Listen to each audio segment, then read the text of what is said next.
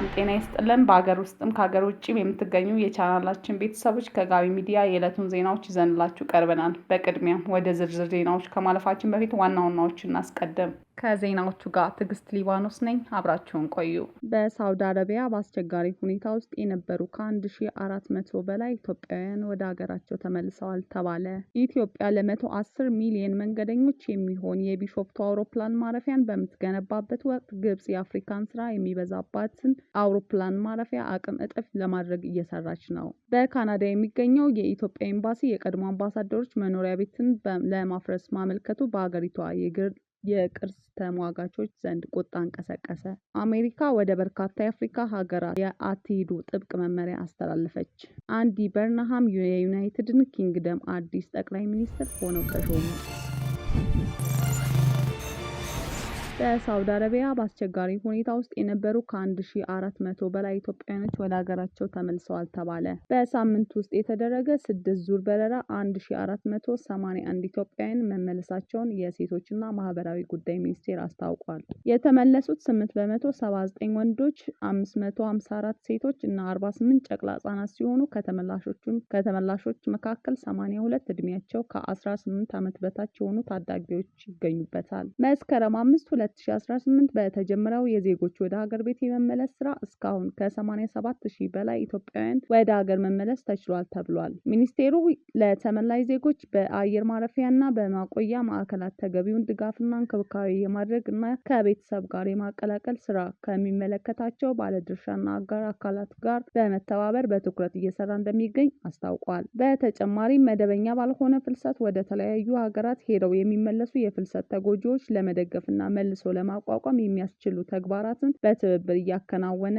መሆኑን ገልጿል። ወደፊትም በህገወጥ የሰዎች ዝውውር አስከፊነት ዙሪያ ህብረተሰቡን ለማስገንዘብ መደበኛ ያልሆነ ፍልሰትን ለመከላከል ደህንነቱን የተጠበቀ ፍልሰትን ለማበረታታት ሚኒስቴሩ የጀመራቸውን ስራዎች አጠናክሮ የሚቀጥል መሆኑን ተናግረዋል።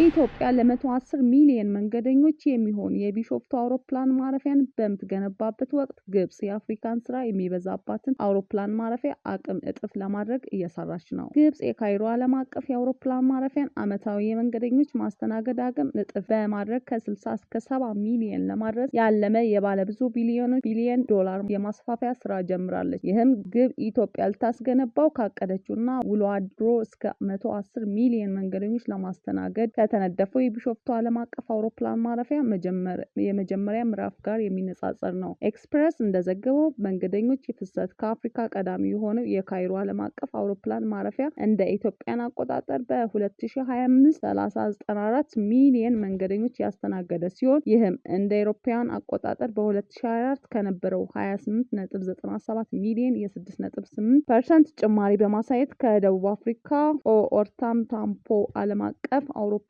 ማረፊያ ቀድሞ የነበረው ደረጃ አስጠብቋል። ግብጽ የካይሮ ዓለም አቀፍ የአውሮፕላን ማረፊያን ዓመታዊ መንገደኞች የማስተናገድ አቅም እጥፍ በማድረግ ከ60 እስከ 70 ሚሊዮን ለማድረስ ያለመ የባለብዙ ቢሊዮን ዶላር የማስፋፊያ ስራ ጀምራለች። ይህም ግብጽ ኢትዮጵያ ልታስገነባው ካቀደችውና ውሎ አድሮ እስከ 110 ሚሊዮን መንገደኞች ለማስተናገድ ከተነደፈው የቢሾፍቱ ዓለም አቀፍ አውሮፕላን ማረፊያ የመጀመሪያው ምዕራፍ ጋር የሚነጻጸር ነው። ኤክስፕረስ እንደዘገበው በመንገደኞች ፍሰት ከአፍሪካ ቀዳሚ የሆነው የካይሮ ዓለም አቀፍ አውሮፕላን ማረፊያ እንደ አውሮፓውያን አቆጣጠር በ2025 394 ሚሊዮን መንገደኞች ያስተናገደ ሲሆን ይህም እንደ አውሮፓውያን አቆጣጠር በ2024 ከነበረው 28.97 ሚሊዮን የ6.8% ጭማሪ በማሳየት ከደቡብ አፍሪካው ኦአር ታምፖ ዓለም አቀፍ አውሮፕላን ማረፊያው ቀድሞ የነበረው ደረጃን አስጠብቋል። ሪፖርቱ እንደሚያመለክተው ግብጽ የረጅም ጊዜ የማስፋፊያ እቅዷ አካል የሆነው አራተኛ ተርሚናል እየገነባች ነው። የግብጽ የሲቪል አቪዬሽን ሚኒስትር ሳሜህ ኤልሄፍኒ በየካቲት ወር በሰጡት የቴሌቪዥን ቃለ ምልልስ ላይ የተናገሩትን ጠቅሶ ኤክስፕረስ እንደገለጸው የተርሚናል 4 ፕሮጀክት ወደ 4.5 ቢሊዮን ዶላር ገደማ ወጪ እንደሚጠይቅና እንደ አውሮፓውያን አቆጣጠር ከ2025 ማጠናቀቂያ ጀምሮ በ4 ዓመታት ውስጥ እንደሚጠናቀቅ ይጠበቃል። ይህ ማስፋፊያ የካይሮ ዓለም አቀፍ አውሮፕላን ማረፊያ ዓመታዊ አቅም ከ60 ሚሊዮን እስከ 70 ሚሊዮን መንገደኞችን ያደርሰዋል ተብሎ ይጠበቃል። ይህ ልማት የመጣው ኢትዮጵያ አዲስ አበባ ቦሌ ዓለም አቀፍ አውሮፕላን ማረፊያ መጨናነቅን ለመቅረፍና የአገሪቱ በቀጠናው ያላትን የአቪዬሽን ማዕከልነት ደረጃ ለማጠናከር ለማጠናከር እንደ አውሮፓውያን አቆጣጠር በጥር 2026 የጀመረችውን የ12.5 ቢሊዮን ዶላር የቢሾፍቱ ዓለም አቀፍ አውሮፕላን ማረፊያ ግንባታ እያሳለጠች ባለችበት ወቅት ነው። የቢሾፍቱ ፕሮጀክት የመጀመሪያው ምዕራፍ በአስርቱ ዓመታት ማጠናቀቂያ ላይ በዓመቱ 60 ሚሊዮን መንገደኞች ለማስተናገድ የተነደፈ ሲሆን ቀጣዮቹ ምዕራፎች ደግሞ 4 ማኮብኮቢያዎችን ለመያዝ አቅሙ ወደ 110 ሚሊዮን መንገደኞች ያሳድጋሉ ተብሎ ይጠበቃል። ይህም ፕሮጀክት ከአፍሪካ ግዙፍ የአውሮፕላን ማረፊያ ልማቶች አንዱ ያደርገዋል። አውሮፕላን ማረፊያው ከአዲስ አበባ በስተደቡብ ምስራቅ 40 ኪሎ ሜትር ርቀት ላይ በሚገኝ 35 ካሬ ኪሎ ሜትር ቦታ ላይ የተገነባ ይገኛል። ይሁን እንጂ አውሮፕላን ማረፊያው የተገነባበት ባለው የአቡ ሰራ አካባቢ የሚኖሩ ነዋሪዎች ያለምንም ካሳ መፈናቀላቸውን ተከትለው እየበረታ የመጣ ችግር ይሁን እንጂ አውሮፕላን ማረፊያው የተገነባበት ባለው የአቡ ሰራ አካባቢ የሚኖሩ ነዋሪዎች ያለምንም ካሳ መፈናቀላቸውን ተከትለው እየበረታ የመጣ ችግር እየገጠማቸው መሆኑን እየገለጹ ሲሆን የቢሾፍቱ ከተማ አስተዳደር ግን ይህንን ክስ ያስተባብላል። ነዋሪዎች መሬታቸው ለአውሮፕላን ማረፊያው ልማት ከተወሰደ በኋላ ከቡሉግና ከአካባቢ መልቀቅ መገደዳቸውን ገልጸው ነገር ግን ባለስልጣናት ቃል የገቡላቸውን ካሳም ሆነ ምትክ ቤት እስካሁን እንዳልተቀበሉ ተናግረዋል። የከተማው አስተዳደር በበኩሉ ከነዋሪዎች እንዲህ አይነት አቤቱታ አልደረሰኝም ብሏል። ለቀረቡት ቅሬታዎች ባልተናነሰ መልኩ የፕሮጀክቱ ግንባታ ለመከናወን ላይ ይገኛል። የኢትዮጵያ አየር መንገድ ዋና ስራ አስፈጻሚ መስፍን ጣሰው ባለፈው ዓመት እንደተናገሩት አውሮፕላን ማረፊያው ከተጠናቀቀ በ5 ዓመታት ውስጥ በዓመት እስከ 100 ሚሊዮን መንገደኞች ያስተናግዳል ተብሎ እንደሚገመት ገልጸው ነበር። በባህር ማዶ በመጋቢት ወር የኢትዮጵያ ባለስልጣናት ከአሽያ መሰረተ ልማት ኢንቨስትመንት ባንክ ፕሬዝዳንት ጋር በአውሮፕላን ማረፊያው ፕሮጀክት ላይ ሊደረግ የሚችለው የገንዘብ ድጋፍ ውይይት አድርገዋል። ቀደም ሲል ከቻይና ጋር የተደረጉ ግንኙነቶች ከቻይና ኤክስፖርት ኢምፖርት ባንክ እና ኢትዮጵያ የቻይና አምባሳደር ሼንሃይ የተደረጉ ከፍተኛ ደረጃ ውይይቶች የሚያካትቱ ሲሆን ትኩረታቸውም በሁለትዮሽ ኢኮኖሚያዊ ትብብር እና ስትራቴጂካዊ የመሰረተ ልማት ፕሮጀክት ላይ ነበር። እንደ አውሮፓውያን አቆጣጠር በህዳር 2025 ዋና ስራ አስፈጻሚ መስፍን እንደገለጹት ስሙ ያልተጠቀሰው በቻይና የሚገኝ ባንክ ለፕሮጀክቱ 500 ሚሊዮን የአሜሪካን ዶላር ለመስጠት ቃል መግባቱን ጠቅሰው ይህንን ቁርጠኝነት ለባለብዙ ቢሊዮን ዶላር ልማቱን ትልቅ ማበረታቻ ሲሉ ገልጸውታል። በራባት በተካሄደው የአፍሪካ ኢንቨስትመንት ፎረም በ2026 ጎን ለጎን የተናገሩት አቶ መስፍን የገንዘብ ድጋፍ ቃሉ በአውሮፕላን ማረፊያው ፕሮጀክት ትልቅ መሻሻል የታየበት መሆኑን ገልጸዋል። ይሁን እንጂ አቶ መስፍን የቻይናውን የፋይናንስ ተቋም ስም ይፋ አላደረጉም። በካናዳ የሚገኘው የኢትዮጵያ ኤምባሲ የቀድሞ አምባሳደሮች መኖሪያ ቤት ለማፍረስ ማመልከቱን በሀገሪቱ የቅርስ ተሟጋቾች ዘንድ ቁጣን ቀሰቀሰ። ካናዳ የኢትዮጵያ ኤምባሲ በኦታኦ ከተማ አይላንድ ፓርክ ድራይቭ ተብሎ የሚጠራው አካባቢ የሚገኘውና ለበርካታ አስርት ዓመታት ለአምባሳደሮች መኖሪያነት ሲያገለግል የነበረው ታሪካዊ ሕንፃ ለማፍረስ ያቀረበው ማመልከቻ በከተማው አስተዳደርና በአካባቢው የቅርስ ጥበቃ ተሟጋቾች መካከል ከፍተኛ አለመግባባት መፍጠሩን የሲቢሲ ኒውስ ዘገባ አመልክቷል። የኦታኦ ከተማ አስተዳደር በቁጥር 575 አይላንድ ፓርክ ክሬሰንት ላይ የሚገኘው ይህንን የ100 ዓመት ዕድሜ ያስቆጠረ ሕንፃ ታሪካዊ ይዘቱን ጠብቆ ለማቆየትና በቅርስነት መመዝገብ ጥረት እያደረገ ቢሆንም የሕንፃው ባለቤት የሆነው የኢትዮጵያ መንግስት ግን ሕንፃው ከአቅም በላይ መጎዳቱን ለደህንነት አስጊ መሆኑን ሊፈርስ ይገባል የሚል አቋም ይዟል። ካናዳ የኢትዮጵያን ኤምባሲ በኦታኦ ከተማ አይላንድ ፓርክ ድራይቭ ተብሎ በሚጠራው አካባቢ የሚገኘውና ለበርካታ አስርት ዓመታት አምባሳደሮች መኖሪያነት ሲያገለግል የነበረው ታሪካዊ ሕንፃ ለማፍረስ ያቀረበው ማመልከቻ በከተማው አስተዳደር በአካባቢው የቅርስ ጥበቃ ተሟጋቾች መካከል ከፍተኛ ለመግባባት መፍጠሩን የሲቢሲ ኒውስ ዘገባ አመልክቷል። የኦታኦ ከተማ አስተዳደር በቁጥር 575 አይላንድ ፓርክ ክሬሰንት ላይ የሚገኘው ይህንን የ100 ዓመት ዕድሜ ያስቆጠረ ሕንፃ ታሪካዊ ይዘቱን ጠብቆ ለመቆየትና በቅርስነት ለመመዝገብ ጥረት እያደረገ ቢሆንም የሕንፃው ባለቤት የሆነው የኢትዮጵያ መንግስት ግን ሕንፃው ከአቅም በላይ በመጎዳቱና ለደህንነት አስጊ መሆኑን ሊፈርስ ይገባል የሚል አቋም ይዟል። ይህ እንደ አውሮፓውያን አቆጣጠር በ1927 የተገነባውና በአካባቢው ካሉት ጥንታዊ መኖሪያ ቤቶች አንዱ የሆነው ሕንፃ በኢትዮጵያ መንግስት የተገዛው እንደ አውሮፓውያን አቆጣጠር በ1993 ነበር። ሆኖም ሕንፃው ለረጅም ዓመታት ሳይታደስና ጥገና ሳይደረግለት ባዶውን በመቀመጡ ምክንያት አወቃቀሩ ሙሉ በሙሉ መጎዳቱና ለመኖሪያነት የማይበቃበት ደረጃ ላይ መድረሱን የኢትዮጵያ ኤምባሲ ኤምባሲ ለማፍረስ ባስገባው ማመልከቻ ላይ ገልጿል። የካናዳ የቅርስ ኮሚቴ ስብሰባ ላይ የሚተገኙት የኢትዮጵያን አምባሳደር ቴዎድሮስ ግርማ ኤምባሲውን ህንፃውን ለመጠገን ከከተማው የቅርስ እቅድ አውጪዎች ጋር ለ18 ወራት ያህል ሲመክር እንደቆየ አስታውሷል። ሆኖም ህንፃው የደረሰበትን መበላሸት እጅግ ከፍተኛ በመሆኑ አሁን ባለው ሁኔታ እሱን መልሶ ለመጠገን የሚወጣው ወጪ ከኢኮኖሚ አንጻር አዋጭ እንዳልሆነ አስረድተዋል። አምባሳደሩ አክለውም ኤምባሲው በአሮጌው ህንፃ ምትክ የቀድሞ የስነ ህንፃ ውበት፣ ስፋትና ታሪካዊ ገጽታ በቅርበት የሚያንጸባርቅ አዲስ ዘመናዊ መኖሪያ ቤት ለመገንባት ማቀዱን ገልጸዋል። የድሮ ህንፃ ዋና ማንነቱን፣ ይዘቱን ሙሉ በሙሉ ካጠፋ በኋላ ፍርስራሹን ብቻ ይዞ መቆየት ቅርጽን መጠበቅ ሊባል አይችልም ሲሉም አምባሳደር ቴዎድሮስ ተከራክረዋል። በሌላ በኩል የአካባቢው ነዋሪዎች ማህበር፣ ኢስላንድ ፓርክ ኮሚኒቲ አሶሲዬሽን እና የቅርስ ጥበቃ ተሟጋቾች ህንፃ እንዲፈርስ አጥብቀው እየተቃወሙ ነው። ማህበሩ አካባቢውን ሙሉ በሙሉ በታሪካዊ ቅርስነት ለማስመዝገብ ለዓመታት ሲታገል የቆየ ሲሆን ይህ የኢትዮጵያ ኤምባሲ ህንፃ ደግሞ የአካባቢው የታሪክ መግለጫና